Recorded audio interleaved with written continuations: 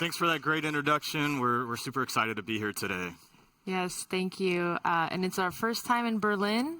We don't mind the weather, but it's been a great time so far.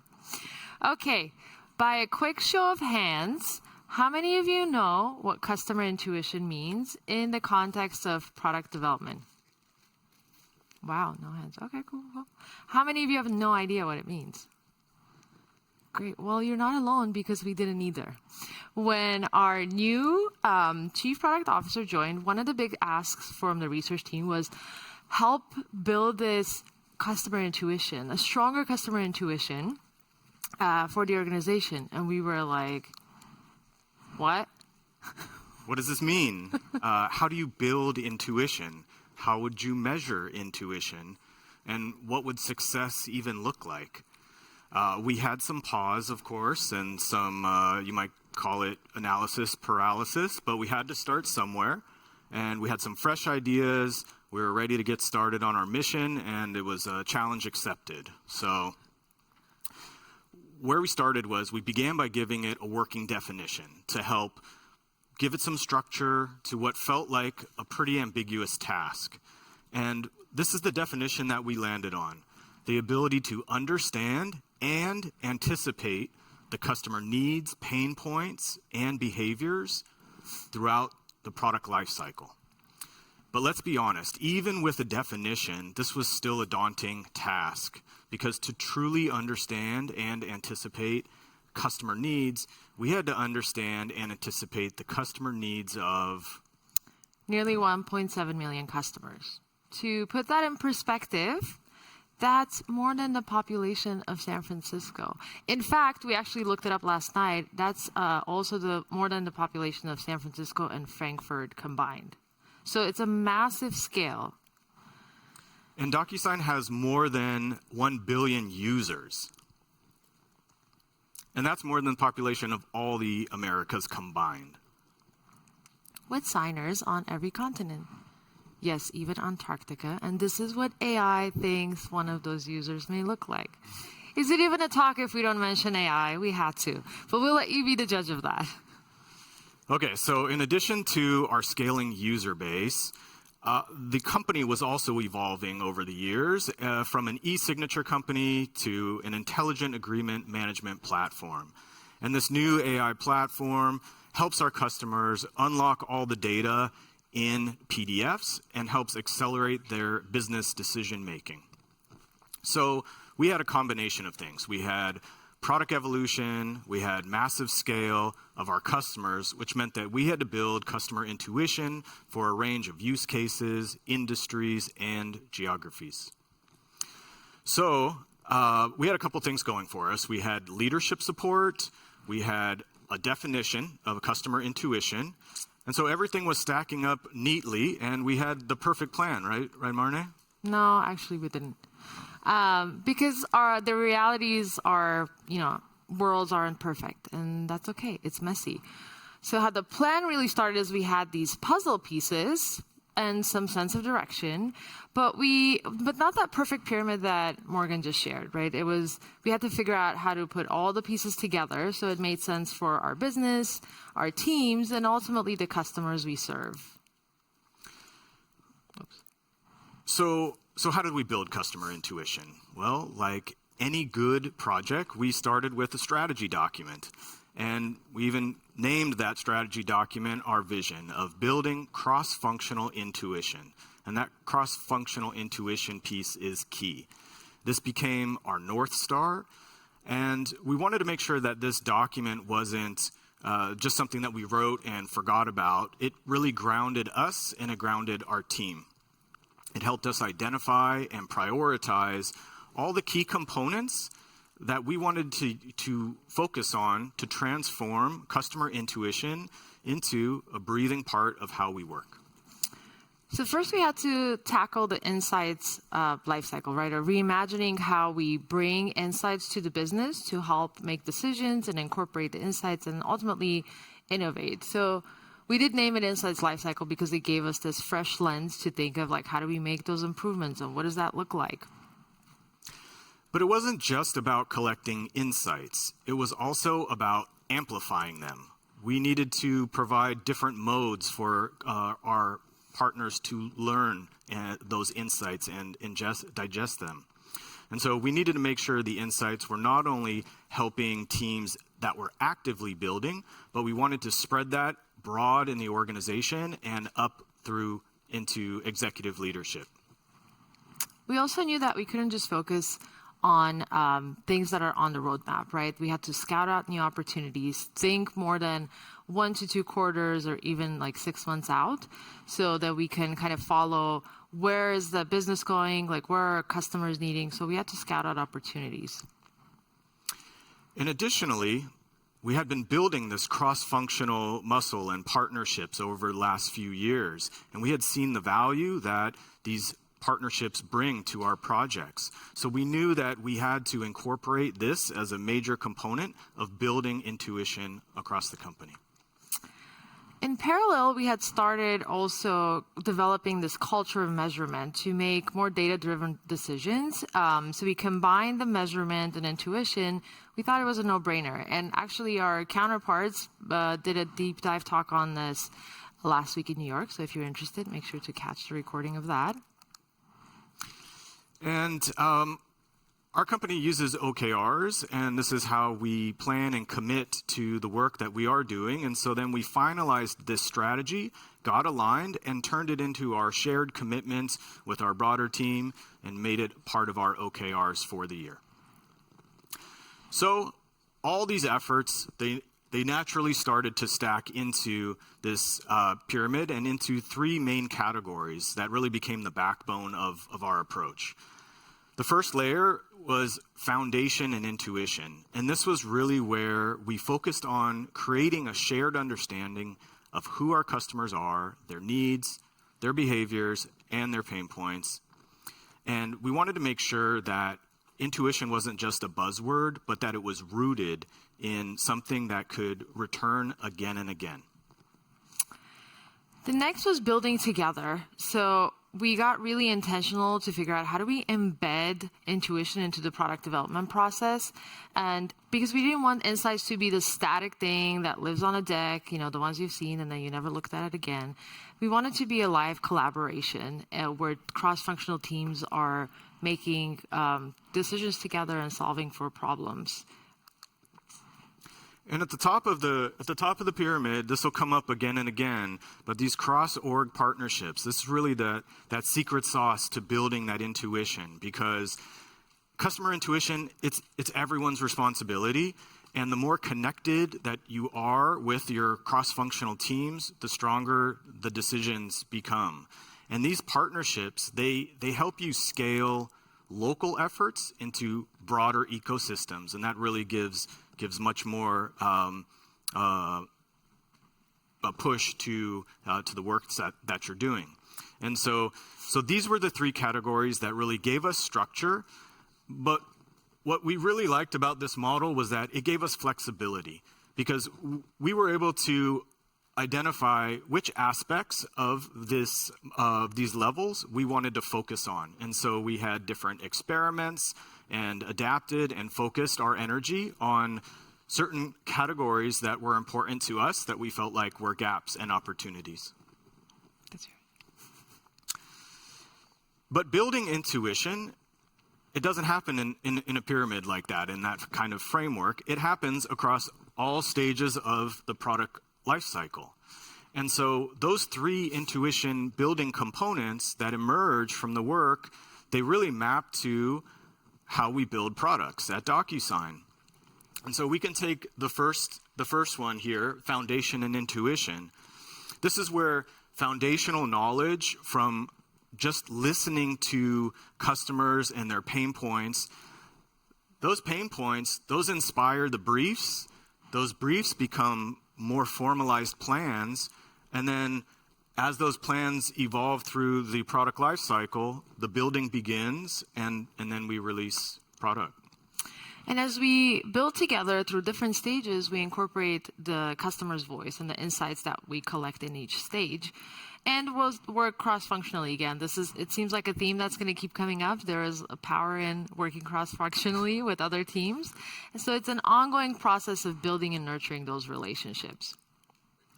Essentially, this is an alternative view of the customer intuition pyramid we showed, one that shows like how each layer is used while we build. So now we'll dive into specific examples from each of those layers. Okay, so first up is that first base layer, the foundation and intuition. And we had already had some great foundational tools in place. We had personas, we had jobs to be done frameworks that helped us understand our users, and that really gave us a great starting point. But they didn't quite give us the human connection that teams were really looking for. And so we wanted to not just have teams know about our customers, but we wanted them to actually hear the customer voices and listen to real stories, listen to those pain points directly. And so one of the impactful ways that we started doing that was with a new initiative we called Customer Coffee Chats. These are bi-monthly 45-minute virtual fireside chats that we invite customers from different industries, experiences, and backgrounds. And we have honest conversations with them. We ask how the overall experience is going, what's working, what's not working. We even collect their wish list items through those conversations. And by design, it's product agnostic. So we don't focus on a specific feature or a roadmap item, but we try to let the customer naturally drive the conversation, what's top of mind for them at that point. And we actually include and extend the invite to other teams. So we have product, engineering, marketing, and sales. Everyone that wants to listen directly from customers is welcome to join, because the goal is to make listening to customers a regular habit. And as a result of this, so far we've had over 600 people attend the chat for the various ones we've had so far. And we're researchers, so of course we collect feedback, and they found all the content valuable. And it also inspired to spin up other versions of this similar interaction with customers that we are targeting specific personas and inviting those individuals and customers to share their experience. And these chats, it's not only led by research. Mm-hmm. There are product managers that lead these chats. There are designers that lead them. So it's really been inspirational for our partners. And so some success with customer coffee chats and some tips on this is seeking inspiration. We talked about seeking inspiration earlier. And in this case, you don't have to start from scratch. There's inspiration everywhere, whether it's something that you see on social media, networking at an event like UXDX. And so keeping your eyes looking out for inspiration is always a great starting point. Gaining leadership support, this one is critical because having leadership support gives you more visibility, gives you easier access to customers and resources. And in this case, we created a one-pager about our initiative, shared it with our chief product officer, and they attended the very first inaugural customer coffee chat and welcomed the customer to the event. So that was a great win for us. And then finally, it's important to make it fun. Like we want to have fun when we're doing our work. And the same is for customer coffee chats. So we had custom branding, we had custom Zoom backgrounds, Slack emojis, and we even created a theme song using AI. Yep, that song is still in my head right now. There are some pitfalls that could be avoided. For example, the recruiting criteria, right? We all know, like, getting customers to come and spend the time with us, it's already a heavy lift. And so keeping the criteria open helps, keep it broad, and, you can invite anyone essentially to speak because they're all our customers. Don't strive for perfection. The first few are going to the talks that, if you do decide to do them, will be choppy, and it's okay. You learn from it. The important thing is to just get started and do a few. Then you can make iterations. And don't give up. There will be resistance and some blockers, but there's tremendous value in continuously hearing from customers. So just keep advocating for that. Okay, so we touched on the foundation layer, and now we move to the second layer. So this builds on that foundational knowledge and takes it a step further. And this is where we really start encouraging the teams to use that customer intuition while they're building. So this is that active motion, and it's one of the key initiatives that we introduced for building together is something that we called Insights to Action. So last year, we made the deliberate shift to go from traditional research reports and readouts. Anyone attended one of those where the researcher just drops a lot of knowledge on you and then you have to go figure out how to take action on that? Yes? Okay, cool. And we converted it to more of a interactive workshop where the researcher is facilitating that and bringing the cross-functional teams together to make decisions, prioritize solutions, and really take action because we deliver the insights. We want the team to make a decision on that and make changes.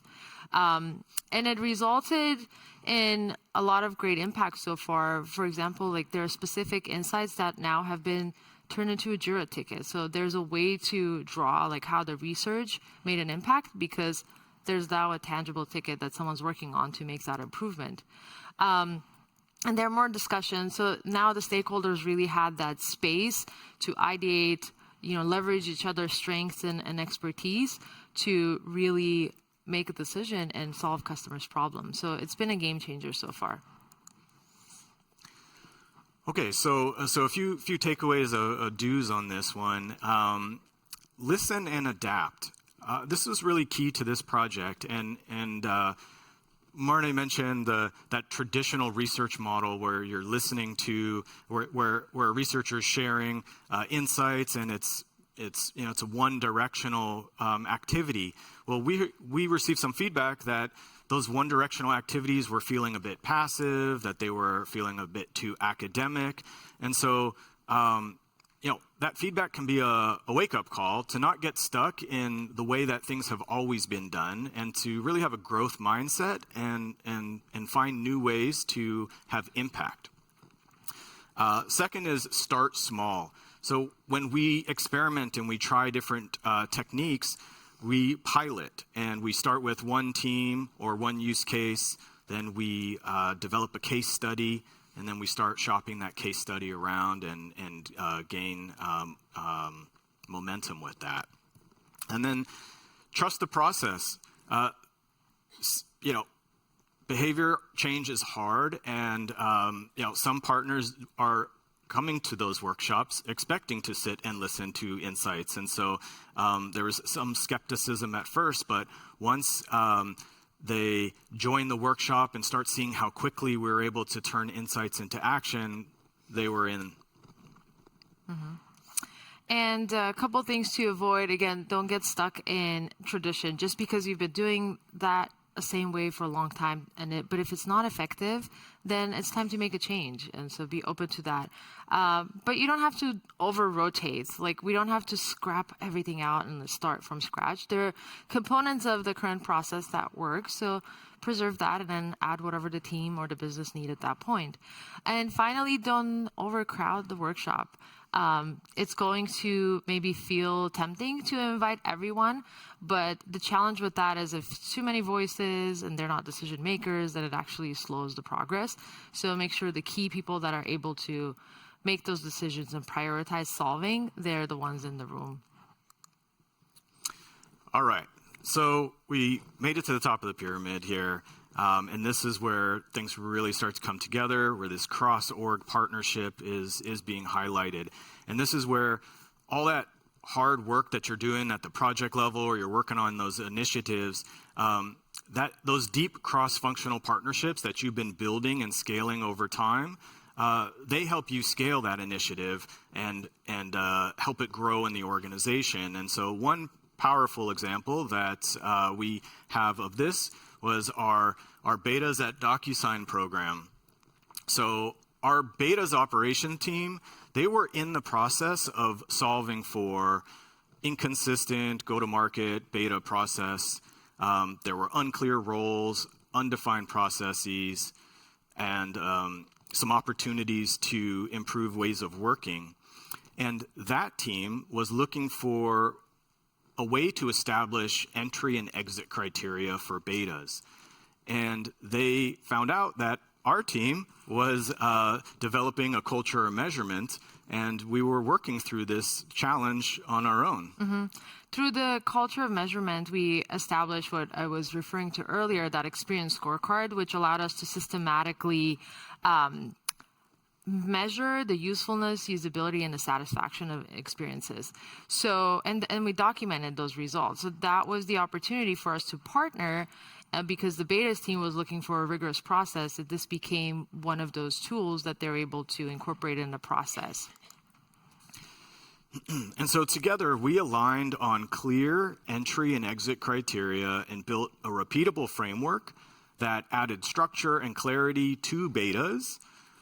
This meant that we weren't just testing for bugs and stability in our betas, but we were testing whether the product was actually ready to be shipped, if it was meeting the criteria of usefulness, satisfaction, usability, and if it wasn't, then we had a shared understanding to pause and decide what business action should be taken. So by formalizing these checkpoints with our beta operations team, we moved from gut checks to data-backed decisions. Because releasing products and features to millions of customers and billions of users is not something that we wanted to leave to guesswork. Yeah. So some examples of impact that this had, this project had, this partnership, was we had products that sometimes did not pass that criteria. And as a result, the team did pause, did evaluate, and make pivots before moving into a general availability. A second is going through this process and realizing and that there was a gap in how research was supporting betas to the point that we increased our research support to support betas and the beta program. Okay, and here are a few things we learned along the way. Be ready, meaning when these opportunities to partner arise, you have to be ready. Come prepared with context and data, and figure out how your work connects to theirs, so then we can be making mutually beneficial decisions and partnerships. Seek larger systems. Don't just think about the problem in isolation. Understanding the bigger pictures and how we all can work together to solve that is going to be beneficial for that cross-org partnership. And add value. Like when you approach these partnerships, don't come to the table with, what can I get out of this? Think of more of, how do I add value? So that opens up opportunities to build more deeper partnerships across the organization. Yeah, and sort of building on that point, you can't push your agenda. When it comes to partnerships, you have to find equal value. You have to bring something, and your partner is bringing something, and you have to be flexible in order to have cross-organizational work happen. Can't walk in with too many expectations. You have to be open to different outcomes. Those outcomes might shift as the teams start talking about what really needs to happen, and so you have to be open to pivoting based on that. And lastly, it sort of plays along the same theme, but you just can't be too rigid. Coming into a partnership with a rigid approach is generally not going to work well. You have to be flexible with processes and timelines, and that will just increase the potential for success. So in the interest of time, we were only able to share a few of the examples, but there's a lot that we experimented, implemented, and continue to explore to strengthen that customer intuition across our org. That foundational layer, the customer coffee chat we mentioned, is just one of them. But the beauty of this framework is, depending where you are in terms of maturity or company size, there's a version of this that could work for you. So you have to kind of figure out what the company and the team's ready for and tackle that first. So think about where your team sits in this pyramid, and are there categories that you might want to strengthen with your customer intuition, and what's one step that you could take today to get closer to your customers and bring the organization along with you? Thank you.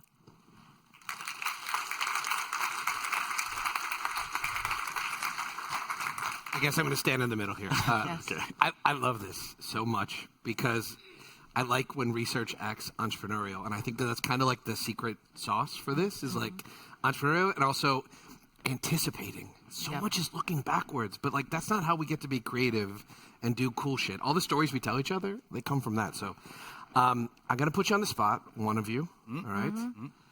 I have led a few entrepreneurial things disrupting companies. It's not always smooth sailing. Can you give us a good example of some roadblocks you hit, something you had to overcome? You could do that, or you can sing the theme song. It's your choice.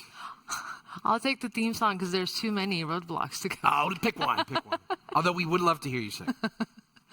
I think I'll probably pick the Insights to Action workshop. Okay. Like the blocker with that. Again, it's just changing that culture of like, okay, we're just going to come and sit and listen versus like actively contributing to that. So there's definitely some pushback of, well, where's the deck? I need the deck. It's like, well, what are you going to do with the deck? Are you going to take action? So like, how can let's make the space to solve for the problem versus just you listening to the insights. And then now you got to go schedule another meeting with product design and ideate how to solve for that.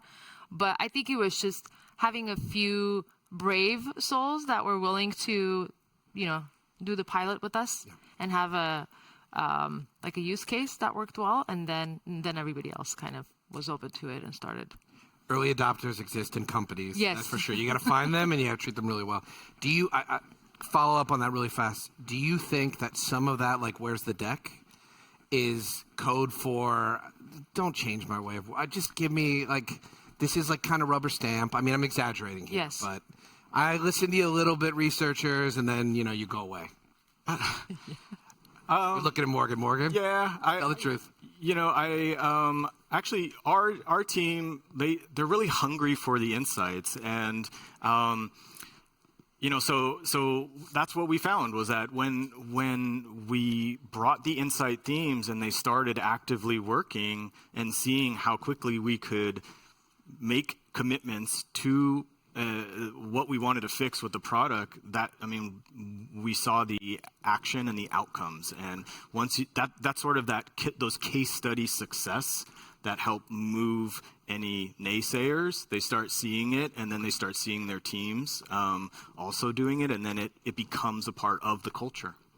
It's amazing. Please. I was going to say, it is a little bit part of Checkmark. Like here we've talked to the customer. But let's take it next step further, right? And actually take action on those insights. Because if you learn something and you don't do anything about it, then what's the point? Yeah, then you're stuck in the foundation phase, and we want to build customer intuition throughout the product lifecycle. I'm reminded of what Rory said in his early talk, like, don't give me more work, right? Like, part of our intuition about human beings is like the internal users are also users, right? They can be a little lazy sometimes. Let's go to the group. So tremendous value from coffee chats and tasks. How is it measured? You could tell that lately everybody's worried about measuring and yeah. ROI. How do you feel that it was valuable and the ROI was good? As I mentioned, like we do the surveys after each coffee chat. So one of the questions we ask is like, how, did you find this valuable? And then there are some follow-up questions to understand why and how. But outside of that too, there were one-off feedbacks. Like we would get all the chat, Slack messages, like, can you keep doing them? Please don't stop doing these. Or there were actually benefits to the sales team too, because there are some questions that we ask that they might not necessarily have the time to do a deep dive with customers to uncover what's the true problem and how would our product solve that. So just them attending those coffee chats, even they found it super valuable. So it was beneficial across, org and different teams and even engineering kind of hearing and being more connected to customers. Okay. So Yeah, and what I would add to that is what we covered, during the talk, is that it was also measured in terms of the culture shift of new iterations of coffee chat in the form of meet an expert. and those meet-in experts were led by product managers or by designers, and so it's also measured by the initiative growing and spreading to others. I saw a question here that disappeared. It was one of the latest, and it was a little bit provocative. So I'm going to go ahead and ask it. Okay. It said something. I'm paraphrasing here, but something like, "This all sounds pretty basic. What are you really innovating here?" I love how design and UX conferences are starting to become like really tough. So what do you? Maybe it's the AI. I don't know. What are you really innovating? It was the AI song. I thought we covered that. I think it's all basic stuff, but then how do you put it in action? Like actually influencing that behavioral change is kind of when you put it in a package and saying like, okay, we are kind of working towards organizationally truly understanding our customers. So that's what I would say. Yeah, and Rory was talking about process. Well, like these initiatives have to scale, and for them to scale, we operationalize them. They are repeatable, and that's what really gives it legs and helps it grow. Because sure, you could do one-offs, but when we're trying to spread it throughout the organization, and that's where I think details come in, is operationalizing and scaling. This reminds me of people that criticize fast following of features, just doing them really well. What people always said about Apple, Android already does that. It's like, do it at that level of quality, like actually do it. But no shade on the person who wrote this, but well, I mean, getting stuff out the door is hard. It's like that disclaimer on the cigarettes, right? Smoking causes cancer, but people still do it. Like we know we have to really understand customers, but we don't do it often enough, and we don't do it well enough because we get bogged down by the timelines and the sprints and the release. Yeah, it's really driving that change organizationally. And I would say the Insights to Action was innovative, at least for our team, is to navigate away from the readouts of just, here are the bullet points, go figure out what you want to do with this, to let's work together to solve it so then we're actually acting on insights. Which in a world of AI where we can prototype quickly, maybe those workshops could actually have a deliverable at the end. I could talk to you both all day about this, but thank you very much. Thank you. Thank you. Thank you, everyone.